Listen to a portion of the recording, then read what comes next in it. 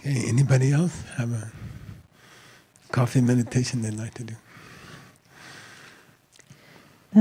I rejoice in all these new trainings you gave us, so that we are all able to become well-trained teachers and spread the Dharma and teach others.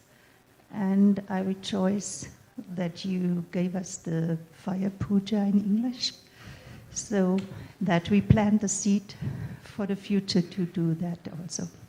Thanks. Cool. All right, Mr. Scott.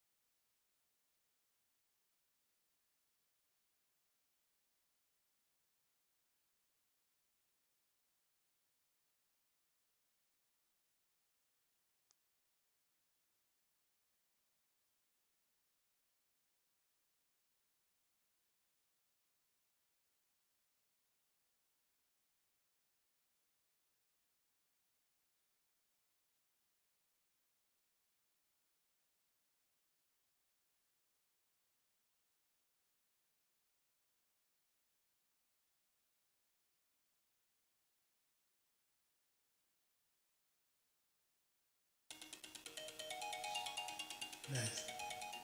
Anyone else? Herman? I'd like to celebrate that yesterday when we were having lunch or brunch, that when we were trying to come up with solutions for how to raise $6.6 million, that the majority of the conversation among the board that was present there was how to help another organization. I'd just like to celebrate that, like, if we can actually spend our time thinking like that and demonstrate leadership and success that way by having a conversation among professionals how to help another organization in order to solve our own problems and reach our own goals, I think that's how we can change the world.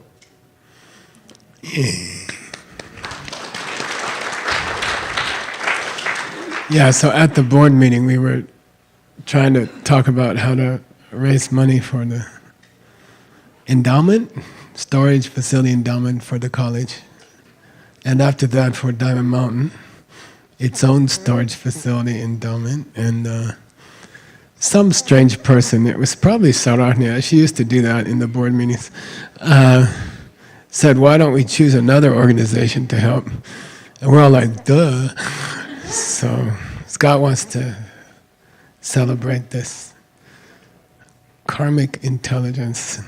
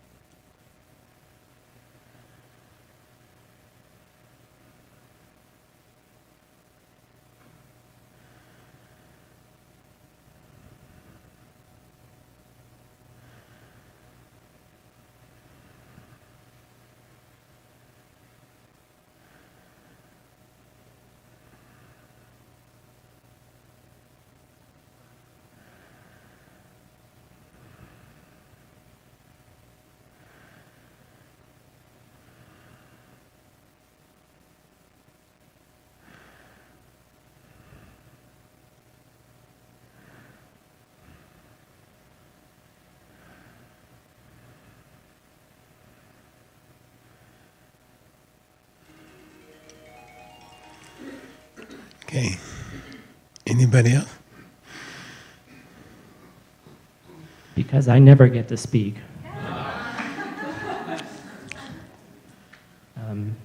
Daniel. So I'm very, very grateful that we've been nourished. We've had extremely delicious food. We've had an amazing group of people working for us in the kitchen. And I'm personally very, very grateful that this staff of people has been serving us from, they were here at least a week or two beforehand getting prepared for this retreat. So thank you all very, very much for serving us.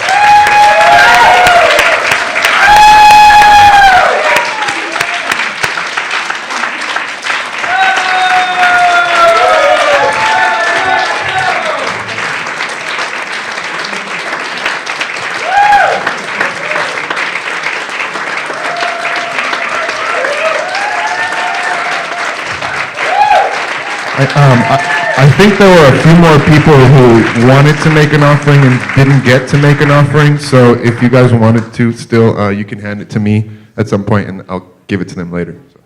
So thank you all very much.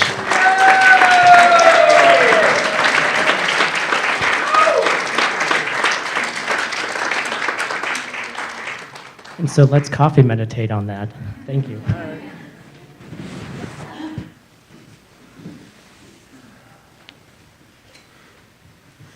Jigme, I have to give a donation, okay? Don't forget. Later.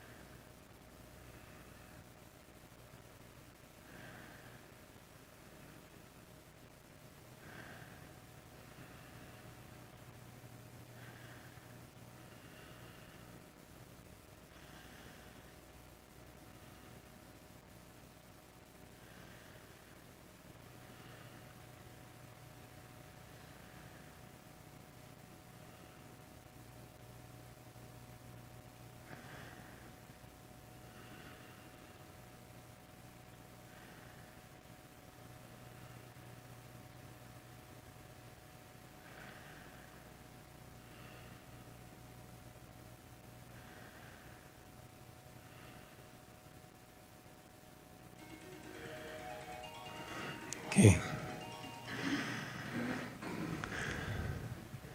Anyone else?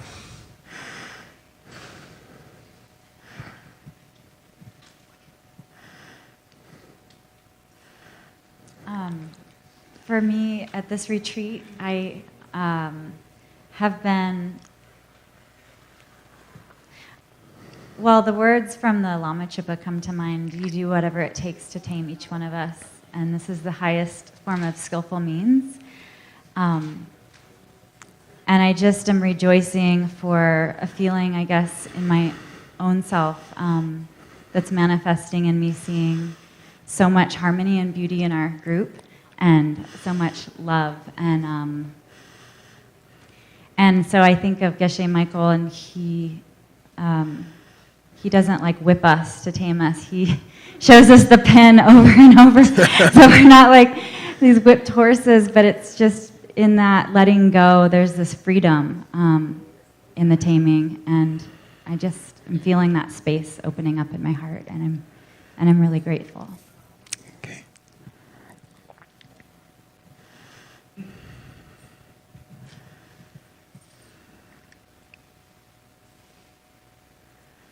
See how, again, it's a meditation object, and how can you glue your mind to it, and how can you not leave the object? Okay, it's harder with this kind of meditation to stay on the object.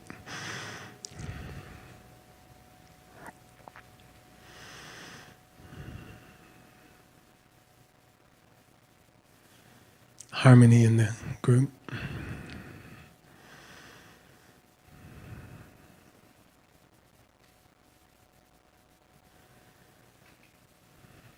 examples of harmony you've seen here?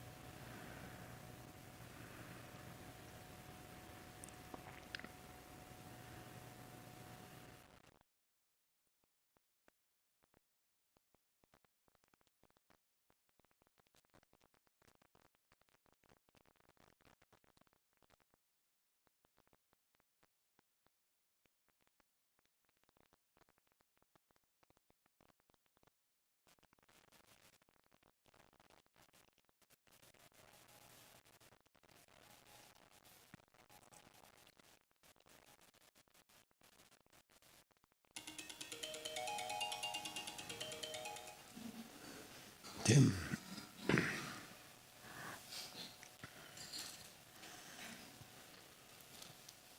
I would like us as a group to take a little time to review some of the work that Geshe has done in fundraising for so many people over the course of his career. I know starting over 25 years ago, you started fundraising for ACIP, and back then also the Saramay Monks Food Fund, all the way up through our projects today. Geshe has tirelessly fundraised for all of us and our projects. I think if we as a group can review and dedicate all of Geshe-la's efforts over the last quarter century or more, then we can dedicate it single-pointedly towards your current goals. And may you achieve all of your current fundraising goals.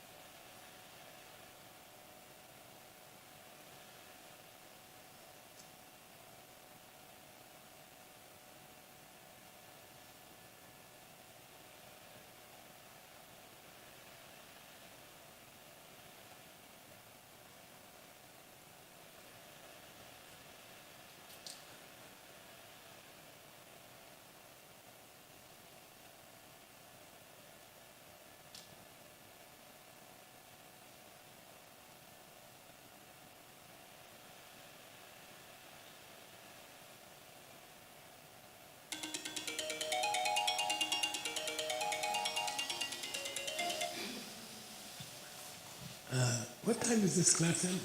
11:30, I think. Is it 11:30?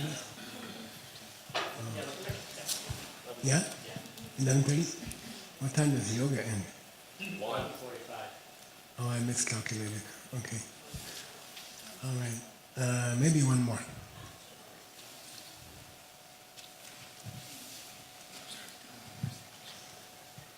I think we can all rejoice in all of the purification we did at the fire puja of all of our bad karma last night, as well as all of the good seeds we planted this week throughout the entire retreat. And pretty much imagine your life throughout the next few days, weeks, and months as a result of all of this hard work that we've done. And within that, rejoice in the teachings and all the beings that helped with this, including you, Geshe Michael. Thank you so much. I'm hoping that everything that we've done here can inspire others to come and do the same.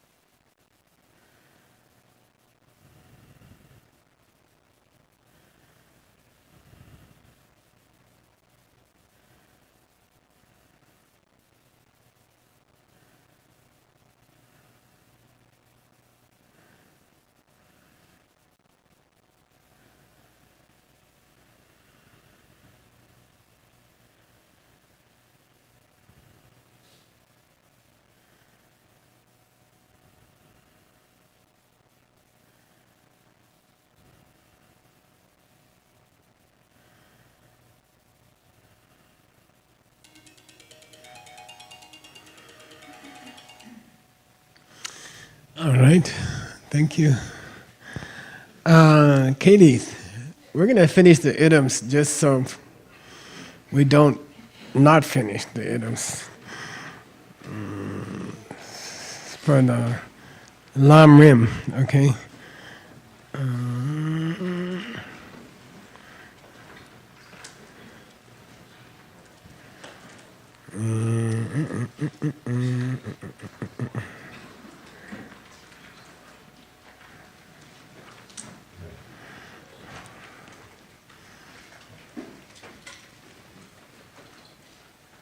Next one, 54.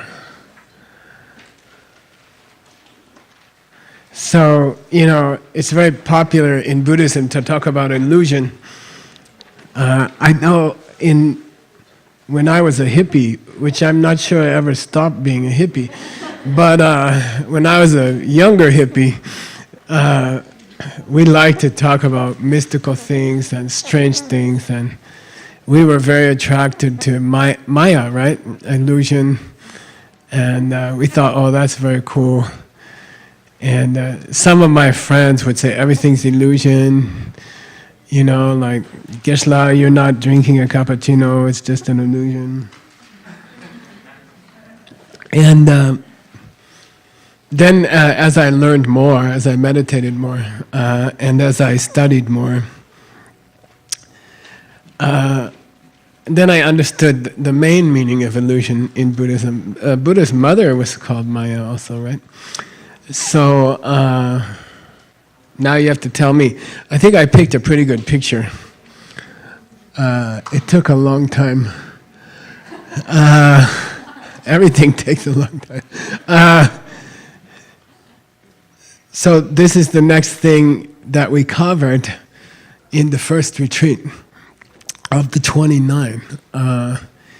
And we talked about illusion. I'll give you a clue. It has to do with the process of seeing emptiness. So, anybody want to guess? What's the main period? It's called Gyumata Betingenzen, the illusory period. Yeah, cool. Wow. I thought that was going to be like pulling a tooth, but it was more like drinking a cappuccino.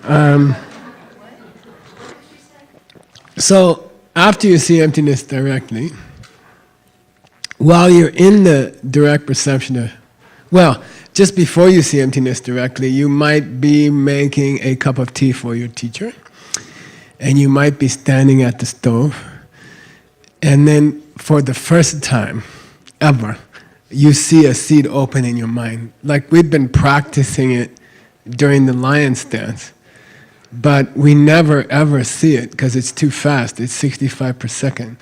So we're not aware of seeds opening in our mind.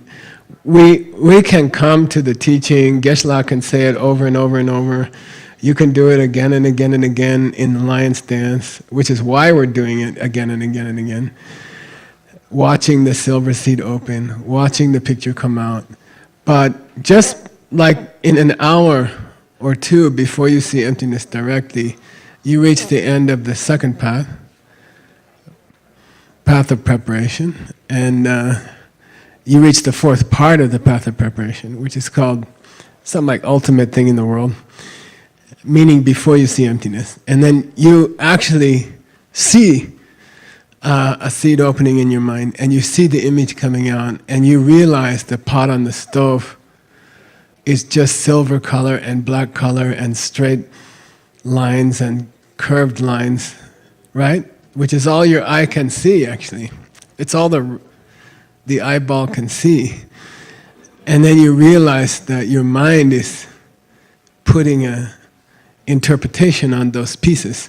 So then you go into the direct perception of emptiness. Oh, by the way, and up to that time, it looks like every pot you ever saw on the stove was coming this way, exists from its side, atoms, right? And it looked like that, causes, in the normal sense of causes. It looks like that, okay? Then you saw the pictures coming out, you realize what's going on, and that happens just before you see emptiness directly. Like within an hour or two, you will see emptiness directly. And so really you see dependent origination, your mind making things. And then you see emptiness directly. And during the direct perception of emptiness, there's no discrepancy. So the word discrepancy is the perfect word to explain illusion. Who said that? Hey, not bad. Okay, so discrepancy in English means it looks one way, but it exists a different way, okay? There's a discrepancy between what you said you spent on this project and the invoices I have. You see what I mean? By the way, which doesn't exist in our organization, thank God. Rob Ressinger is perfect. I think we should give him a hand. Yeah.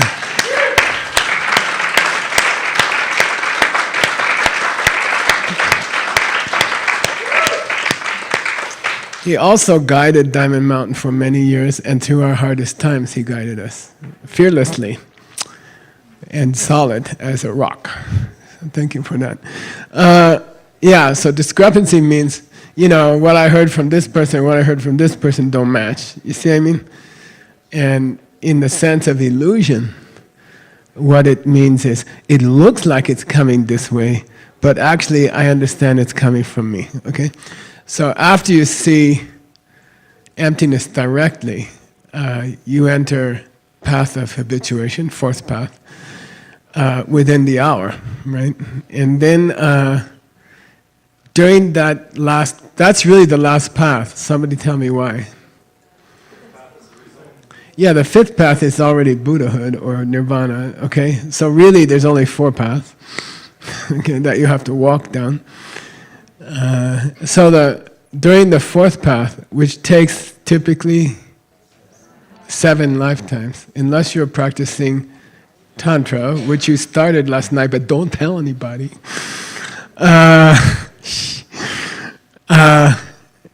During that time, something weird is going on, and that's Maya, that's illusion. Because things, after you come out of the direct perception emptiness, things still look like they're coming this way because of deep, deep seeds you have, okay?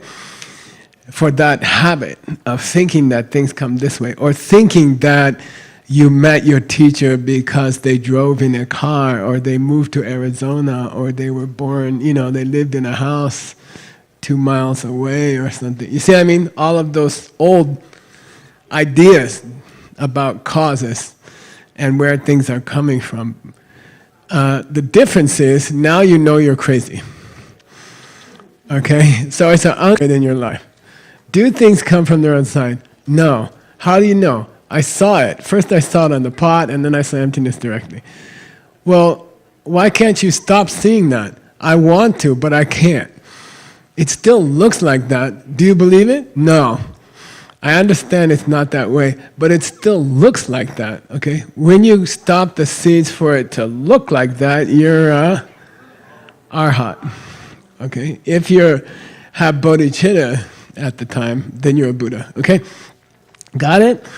So there's this weird, uncomfortable 500 years, which is nothing, right? Phil can tell you, 70 is like, boom, okay? 7 times that's nothing.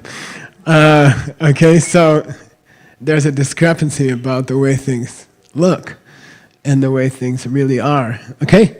So that's the main gyumatabu. In Tibetan, they call gyumatabu, like an illusion, like a mirage, okay? Cool. Question, Frage. After we understand emptiness intellectually, in a way we are in a path of meditation also all the time, because we're trying to remember that it comes that way. That's true too. I mean, there's an intellectual discrepancy, right? Even before, as soon as someone starts telling you about it, you start to sense the illusion. But it's more extreme after you see emptiness directly. But you're correct, yeah. Okay, next one. Idam 55. One of the greatest books ever written is Pabonka's explanation of the 3 principal paths of Tsongkhapa. It's very, very tiny. It's a small book, but it's packed with Geshe course jewels.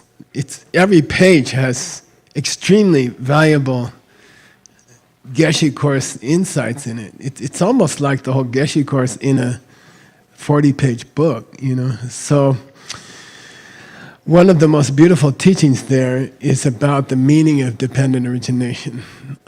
And the different schools of Buddhism explain dependent origination in different ways. And again, it's one of the that and their explanation of emptiness is what divides the schools. And again, the schools are not a historical event or historical phenomena. They are stages that you and I will go through in our life, in our understanding. You see, they are a template for how your own thinking will go. Okay, so your thinking before you met Buddhism was very Abhidharma. Then you met Buddhism and you started to be a little Sautrantika. And then you studied more and you became a little mind only. And then you went lower middle way. And then finally you got higher middle way. And then you got tantric higher middle way, okay? So somebody tell me one of the three meanings of dependent origination. And by the way, it's the one that the lowest school would say. Yeah, things come from their causes, okay? That's dependent origination. Things depend, things rely on causes to originate. So I don't like the word dependent origination. And I have spent much of my life trying to get rid of words like that. But I just can't find a much better one. It means a arising independence, okay? And it's a difficult word because in the end it has to cover non-cause things. Okay, so nowadays I'm mostly putting dependence. Pratitya samutpada, right? Pratitya, relying on something else. Pratitya samutpada, occurs, okay? It pops up, samutpada. Okay, so anyway, there's the lowest meaning, and that's what you'll see in the Abhidharma, for example. What's the next highest meaning? Parts. Yeah, things depend on their parts. You know, you think everybody knows this stuff, but it's a great pleasure for me to understand that you think that. Because it means you learned it. You see, you think you always knew that, but you didn't. And it's very pleasant for me to understand that these ideas are common knowledge among Diamond Mountain people. Okay, oh, by the way, so if you say that dependent origination means that all things have their parts, depend on their parts, then you cover what things? Huh? Unchanging things. Then you cover unchanging things. Then empty space can have parts. Can have dependent origination. Okay? If you restrict it to causes, you cannot say everything has dependent origination. See what I mean? All right, what's the highest one? Yeah, things are coming from my seeds. Okay? From seeds in my mind. Now, how that covers unchanging things we'll talk about in a later idiom. It's coming, okay? So let's not talk about it now. Okay. Next one. 56, okay? Idiom 56. An early complaint about the idea of emptiness. For example, how the people who like the first turning of the wheel might criticize the people who like the second turning of the wheel, okay? The people in Nick's text, the Hinayana people, okay, they're uncomfortable with the word emptiness. In fact, they don't use it. They say no self-nature, right? And we say why, and they say there's a basic problem with it, is that then there's no right or wrong. If nothing exists, then we should just do whatever we want, okay? It doesn't matter if we hurt people, because other people don't exist. You know, you can steal money, you can steal other people's wife or husband, and it doesn't matter, because they don't exist, okay? Then, if you really understand emptiness, and the question at this idiom is what? Why are right and wrong more real? More important if you understand emptiness. Who wants to take a shot? Daniel? Yeah, good. And if the world is a blank screen, empty, okay? So I like the word blank because it comes from blanc, which is white. Cool? White screen. The world is blank. Blank white screen. Okay? And then my seeds are projecting people and things onto it, right? If you understand emptiness as a blank white movie screen, then you understand it's more important to be good to people, and it's more important not to hurt people if you understand emptiness. You got it? So what's the original complaint of the lower schools? If nothing exists, if other people don't exist, really, then I can do anything I want. The world is open, okay? Then the Madhyamika guys say, no, you got it backwards. It's more important to be nice if you understand emptiness. If things are empty, it's more important to be nice. Got it?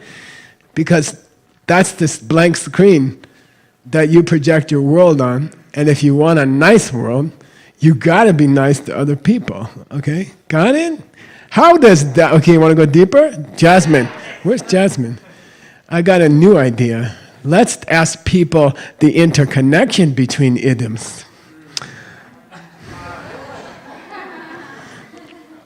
How does this relate to the goose?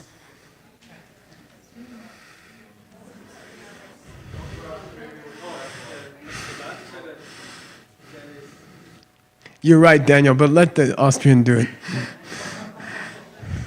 The goose separates the milk from the water, so it decides that it's not true that there is no husband that exists, there is Good. a husband that exists. Good. And Daniel called it, don't throw the baby out with the water. It's an old English expression. It means if you're washing a baby in a tub, take the baby out before you throw the water out. It means you threw away too much, right? So if this idea is correct about right and wrong, then don't go too far. Kyapchewa, right? Nick had it. Gakja Kyapchewa. Your gakja's too fat. It covers too many things, okay? There do exist husbands. They're just not real the way we thought, okay? They're coming from me. And if they, and you better be able to divide the milk from the water, okay? The husband that you want to stop is the one, I didn't do anything. I walked in the room, I didn't do anything. He started yelling at me, okay? That's the one, that's a gakja, right? Okay? If things are empty, it's more important for you to be moral. A sign that, let's flip it the other way, okay, Jasmine? I mean, you can play with these things. A sign that therefore, a sign that a person really understands emptiness is that they are extremely sweet to other people, okay? So if you meet I was gonna say asshole, but my Lama asked me not to say bad words. If you meet a person who's really irritating, okay, who really bothers other people actively, it's less likely that they saw emptiness or they understand emptiness, okay? Got it? So people, the more you understand emptiness, the more gentle you should become, okay? It's just more logical that that person should become more and more gentle, okay?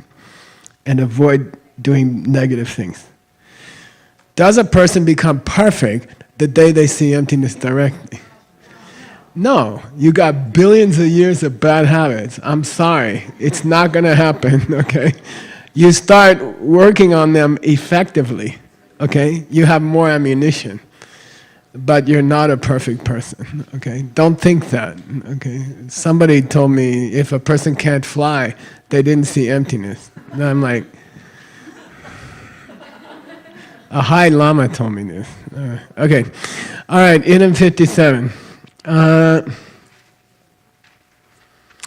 I tried to find a photo. Okay, I started out in my idiom career by picking photos of country roads with ditches on each side because of an experience I had trying to teach a monk to drive in a country road in India. And he found both of the ditches. Then I thought, I should update it and put barriers on each side, right, Michael, that we're going to build here. You know, because some of the new roads are kind of, if you are talking to somebody, you're going to go to nirvana, and they're going to need guardrails. So I tried to find a photo with 2 guardrails. Then I saw this photo and I said, oh, it doesn't have 2 guardrails. But then I thought, it's better. It's a better photo, okay? Tell me why. Good. Yeah, good. So there's 2 extremes. There's 2 wrong ideas, and they're opposite, okay? And the middle way is the goose. Goose like the middle way. Geese like the middle way, okay? So if you had to make up a story about this photo, what would the rock be? You don't want to crash into the rock. Yeah, things exist the way they seem. They're hard, they're solid, okay? My husband has to be the way he is, too lazy to wash the dishes regularly and happily, okay? I'm not saying Nick's that way, I'm just saying an example, okay? So, you know, that's kind of a hard husband, like a cliff rock, okay? He's that way, nothing's gonna change him.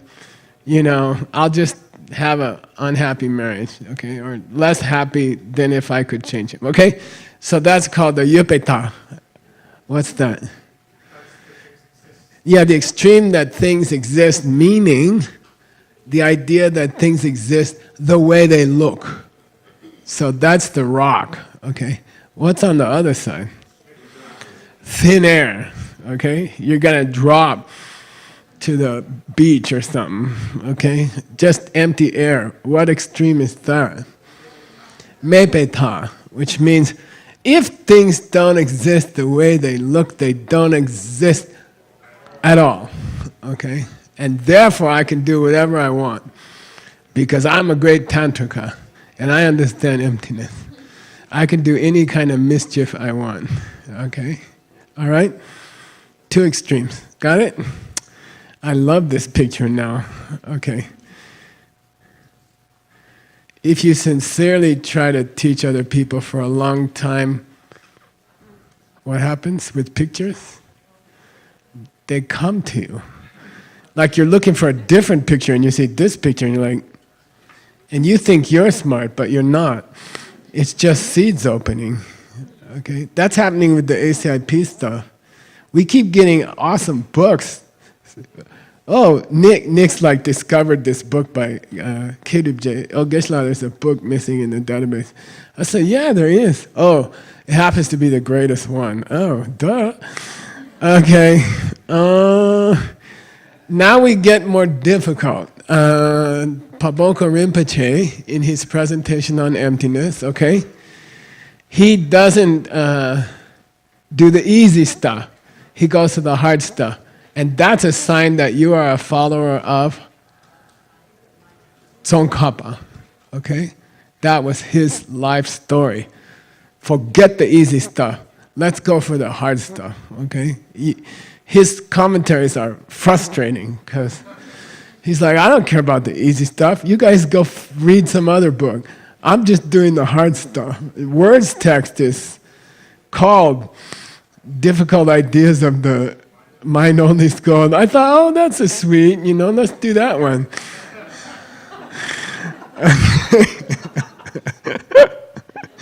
Luckily, we found a commentary that just showed up. Okay, anyway. I like the emptiness of the books. Okay. Okay.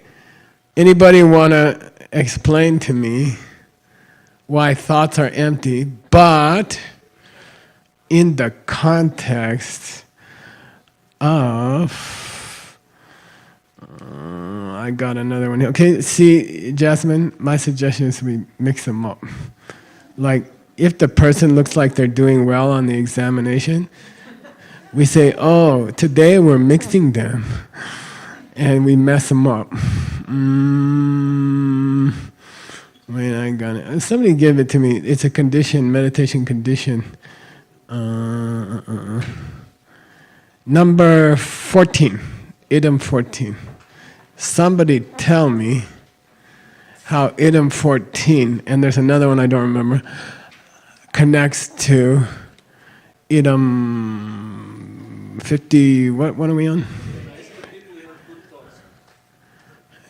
Don't say it so easy. No, yeah, okay.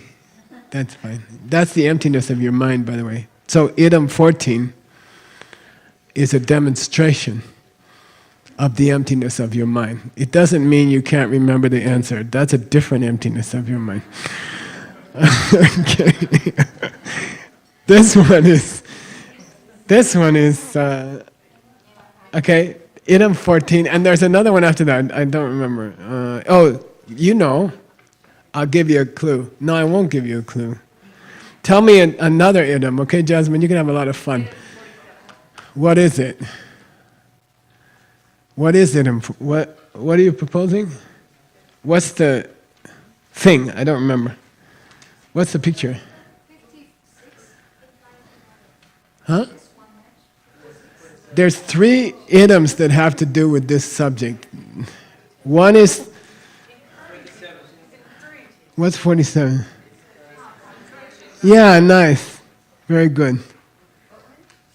I call it Tsongkhapa's letter. Okay, very nice. Very, very nice. Okay? So the emptiness of your mind is that, and the way I like to explain it in DCI, you want to take a shot with that? I usually go a certain way. It has to do with listening. Yeah, good. When you hear your own thoughts, okay, which we all do all day, I'm assuming, because I do. This is an old Buddhist argument, you know. My mind, Geshe Michael's mind, is blah blah all day. Mostly about what are we going to eat next. And there's a little Buddhism in between. So I'm getting...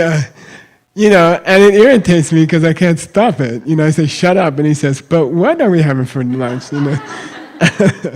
So your mind, and this has to do with depression also, when you tell your mind not to be depressed, it gets more depressed, or something. Okay, so your mind doesn't listen when you talk to it. Why? It relates to the emptiness of the mind. Because of the dependent origination of the mind. Okay? Got it? Who's talking in your mind? Your seeds. Your seeds are talking. Okay? Your seeds are talking.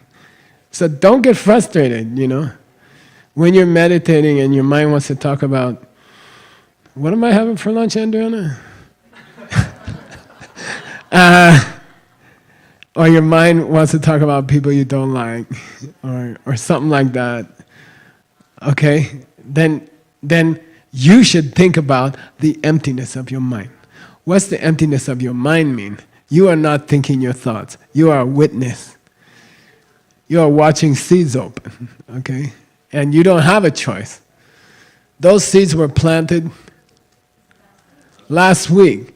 If you don't like the way your mind cannot concentrate, even in a perfect silent retreat cottage that Michael Dunn fixed up for you, if you're frustrated by sitting in Diamond Mountain's incredible total silence and your mind still can't shut up, okay, you should have taken care of it the week before you got on the plane.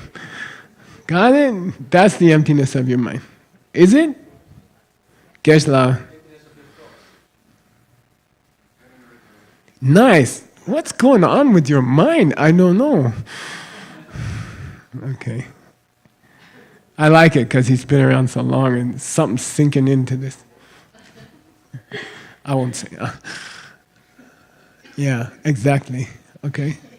So that's actually the dependent origination of your mind. Is that when you hear your mind talking, you're observing seeds opening. Okay? What's the emptiness of your mind? You want to go deeper? What's the emptiness of your mind in the first flavor of emptiness?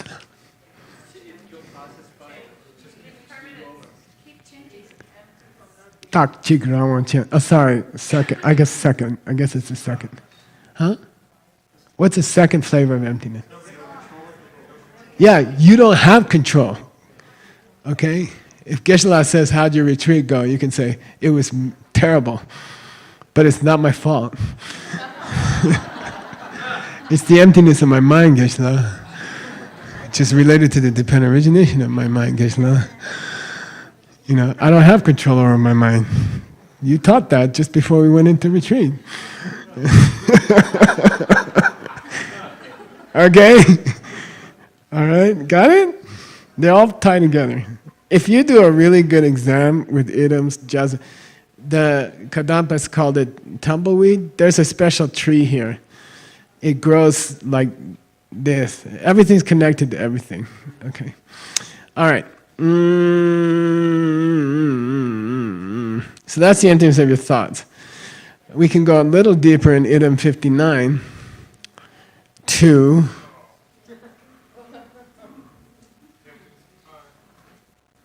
emptiness of time and distance.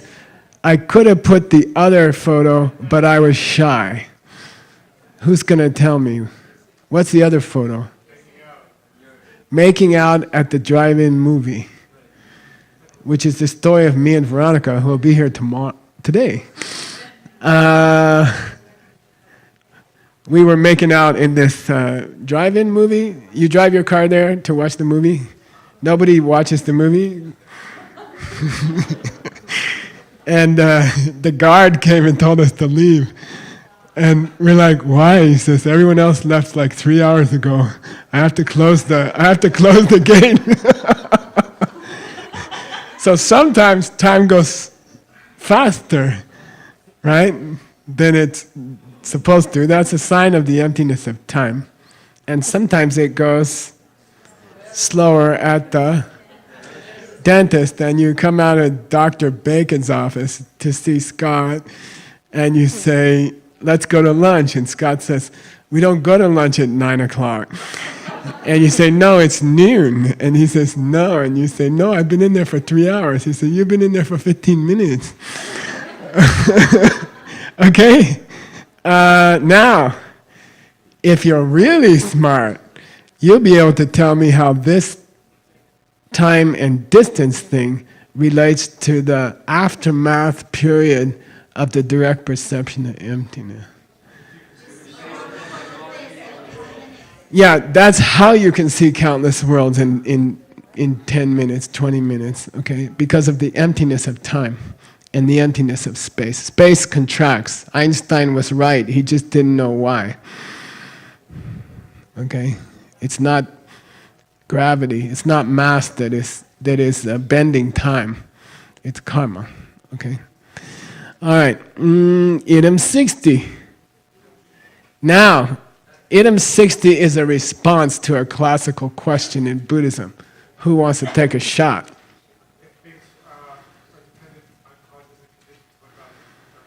Yeah, good.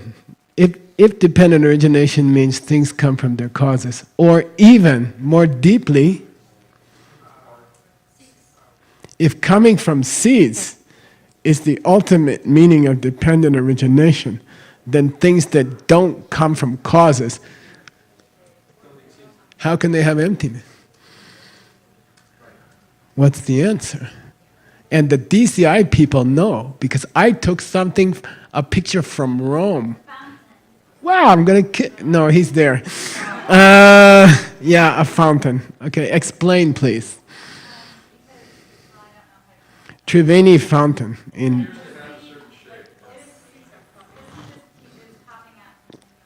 It has a certain outline. A fountain, Triveni fountain in Rome, has a certain shape. It looks like a little bit like a mushroom, right? And the shape is constant. The shape doesn't change. Got it? Is it unchanging? The shape is unchanging. As long as the water pressure is exactly the same, the shape will not change. But the seeds are opening, okay? They create space. Space is an unchanging entity. But it's still created by seeds. Got it? That's difficult. That's also an answer to the question of why there's exactly 5 kinds of rebirth, 6 kinds of rebirth. But I'm not going to cover that today. Peter can explain it to you later. All right, we're up to item 61, because that's good, because a lot of us have to pee-pee. Who wants to take a shot? Of course, it's the last one in the review of Pabonka Rinpoche's treatment of shamatha and vipassana. Shamatha and vipassana. Emptiness of emptiness. Who wants to take a shot at the emptiness of emptiness? Who made emptiness? Yeah, I did. Okay. So are you saying different people have different opinions about emptiness? Different perceptions of emptiness? Yeah, it's called the history of Buddhism. Okay, got it? That's one example of the emptiness of emptiness. There are other examples. Okay. Why did I put the diamond in the rose? Is it Tonglen meditation? No. Okay. It's again, it's a little. When you see the rose of this last photo, you're supposed to think about the seeds that open into emptiness itself. Okay, emptiness itself. And schools go all through all kinds of gymnastics trying to explain the dependent origination of emptiness itself. And a lot of them can't do it. They make up some weird stuff. Okay? But in the end, an Arya who sees emptiness directly is watching seeds opening from their mind. Okay, got it? Cool. That also explains the question of how you got that, Nick? Is it in your head? No? It also explains how a changing instrument can observe an unchanging object.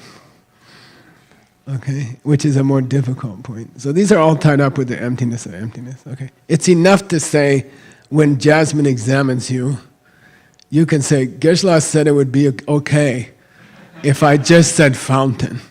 I don't know why it's okay, but fountain. Okay, pee-pee break. See you in 10 minutes. We're going to have a small musical performance after that. So please come back on time because we don't have much time left. Okay. Okay.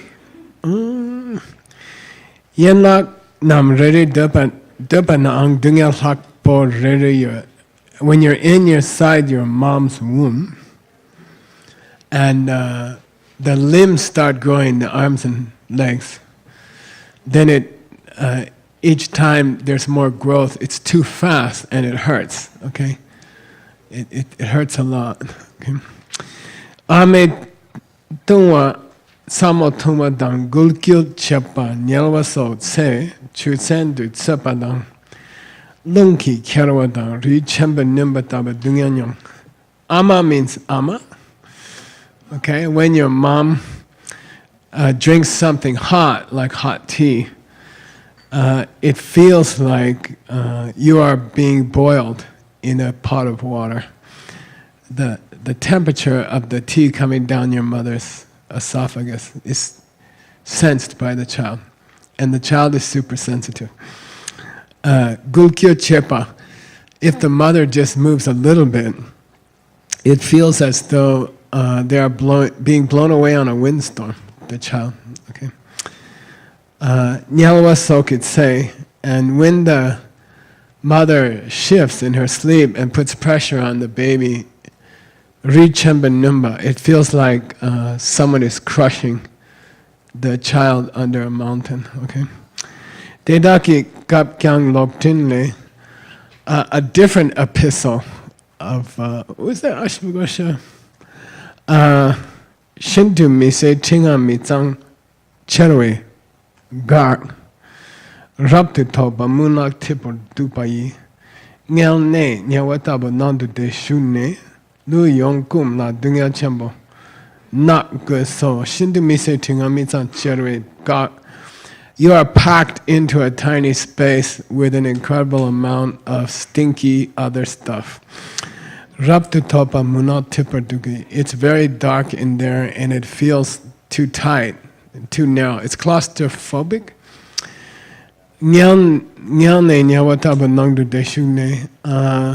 Once you have entered the womb, the tiny space of the womb, it feels like you went to hell.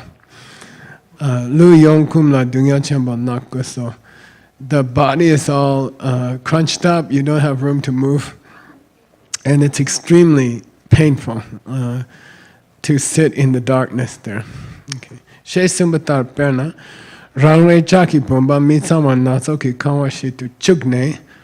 If someone stuffed you into, okay, I have a real story. When I was in high school, I don't know, did you have this, Phil? It's called letterman. It means you're an athlete, high school athlete. And they give you a special coat, and it has stripes on it, how many years you're varsity football? Okay. But I was a tennis player. So anyway, they didn't like tennis players. Most of them were football players. So they had an initiation, and it's very secret and disgusting. But one of the things I can tell you, they fill up a barrel with cold water and dog food. And you have to get in, and you have to put your head under the water. And that was the easy one. Anyway, why am I talking about that? If somebody stuffed you into a barrel full of something very stinky, okay, and then they close the lid and lock the lid, okay.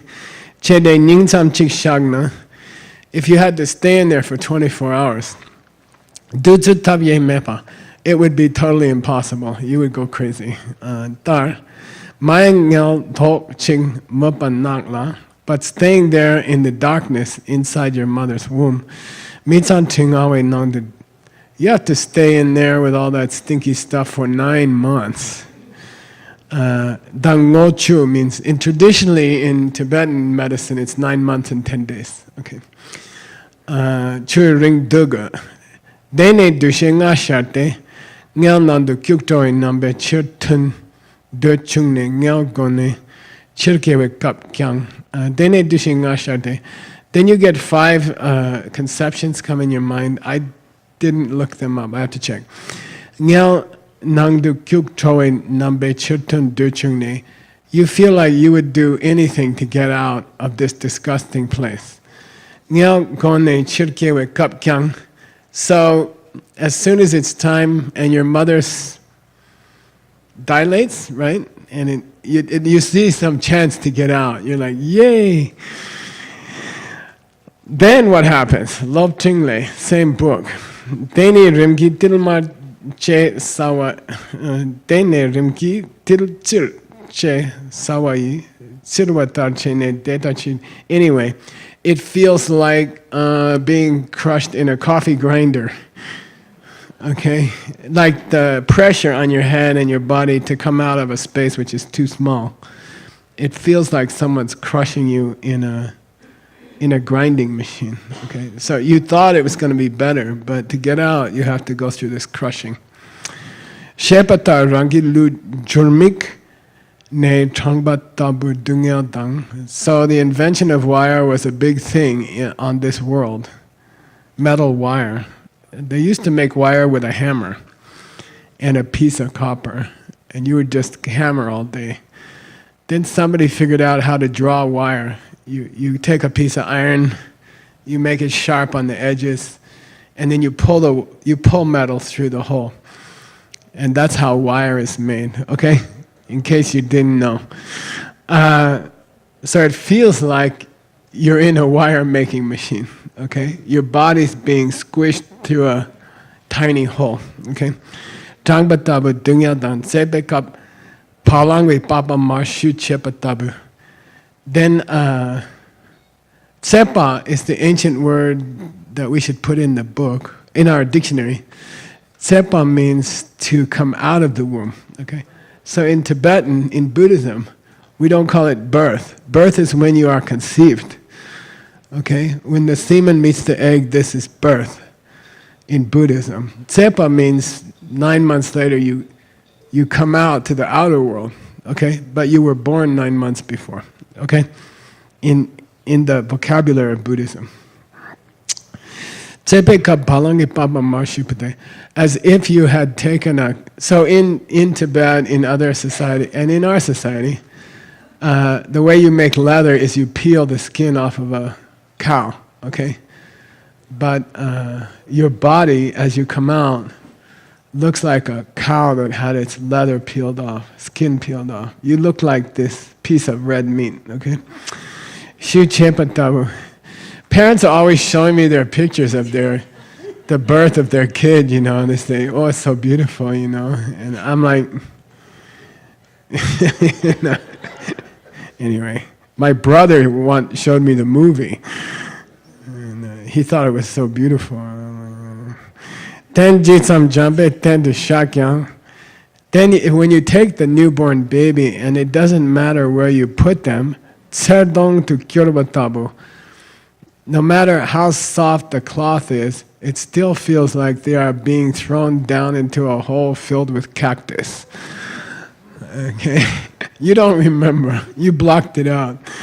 Chiruki lungi repana tritsun ki dekpatabadang. Even when the air outside in the delivery room hits your skin the first time, it feels like someone's stabbing you with a knife there. Okay. Mai lakpa sungde kyawana chu te and when your mother picks you up with her hands, it feels like a sparrow being grasped by a falcon. Okay. And it's scary. It's frightening when your mom picks you up. Shenyang tsengame yenden tamje dibne. To me, this is the worst one. And Shenyang, moreover, tsengame yenden tamje. The education, all the training, all the meditations you did in your last life, dip. They are veiled. You can't see them anymore. You have them, but you can't see them. Okay. Dibne should have so young. Mepar, and you know nothing. Tabula rasa. You start again from beginning. To me, that's the worst thing about rebirth. You have to start the whole thing over again. You got to learn everything over again. You have to learn how to talk over again. So kyang yam mepar, kaya mepar. Sanyel dro du tsunche. Starting with how to eat, starting with how to sleep, starting with how to walk. You have to learn everything over again. Tsunche. Shine. This shine is not the shine that means shamatha, which is a high tone second syllable. Shine. This is shine. Yeah,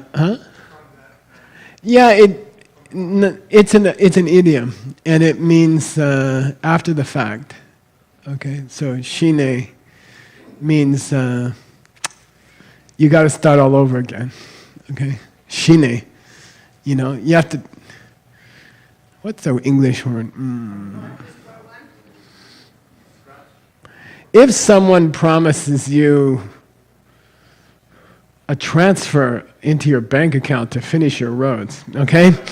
And then it takes month after month of haggling, then, which I don't know, but it's possible. Then when it comes, you say, shine. It means finally. Okay, so here it means like, okay, only then can you start learning again. Okay, all right. Lobga, you gotta learn everything over again. That's why in your meditation sheet there was a baby learning to walk. It represents you can do some Lama meditations on the plane, or tomorrow while you're having a really good dinner in Tucson, you can, do some meditations in the car, on the plane, about how much work it would be if you had to start over again, okay? You'd have to go to 29 more retreats, okay? Somebody'd be bothering you about the 9 levels and the 5 problems and the 8 solutions. You'd have to start all over again. It's better, it's easier to get enlightened than to start over again. Okay. All right, can we do a gomana shena partemo tawa tabu mayimbar? This is a very famous genre of advice in the Lam Rim. And it says, you know, now you've reached a place in the text where you're supposed to be meditating about how painful it is to be in the womb and to come out and to have to start over again. But don't do it like par temotawa. Any guess, Nick? Par tsur. Paro to chimba. Yeah, so don't do the meditation as if you are a spectator. Okay? You're the actor. Okay, so don't think about these sufferings from the point of view of an onlooker. You are the one going to do it from the inside. Okay? Don't meditate about baby coming out of the womb. Meditate about, oh, there's a hole, let's go there. And then, okay? From your own side, got it? So the Larman meditations are not meant to be spectator meditations. They're meant to be personal experiences, okay? All right. So part temotawa. Temotawa means to, like, spectator of a play or a drama or something like that. Okay. Tabu mayimbar, don't do that. Rangni deta du ke ngepadang. Meditate on yourself going through it again, and meditate on how the odds are against you. Okay? The odds that you will have to do that are about 99.9. Okay? The likelihood that you will have to do it many more times is very high if you don't see emptiness directly. Okay? Kepa shinki nyam tunte. Nyam tunte means try to recreate how it felt to you the last time. Nyam tun means, you know, recreate the real sensation of it in your meditation. Gawong Nyaljuki Dole, there is a sutra called Nanda Entering the Womb. And he says if you really want to do a good birth meditation, go read that sutra, okay? So probably next student will translate it. Om Mani Padme Hum. Okay. Kachi ki kewe dungyan yong sarwe kyun me nyam bahomya. Then he says so funny, he says, I know what you're thinking right now. You know, what? Oh, I already went through that. No problem. You know, it's over. I forgot it, you know. Why think about my ex-husband, you know? That pain is gone, you know. Let's leave it. Why do you want me to meditate about something that was so disturbing, you know? Ong yang, yeah, you can think like that, but korowa chita machuki pardu kewe dungya chiputame parnyong gope. Try to think of the millions and billions of times you have to do it again in front of you in the future. Okay, try to get a sense that that's a description not of what you went through. It's a description of what you will go through, okay, of the future. It's not a description of what you went through, okay. Chiputamepa, knowing sukatsu soksu. So, and the point of doing that meditation is that you reach a point where you say, I couldn't take that again. I couldn't do it again, okay? And then you will meditate harder. You'll do your lion's dance more strictly, okay? That's a good place to stop because we're at the next subject, which is the suffering of aging, constant aging. So we'll pick up there in Guadalajara, and then we'll keep going, okay?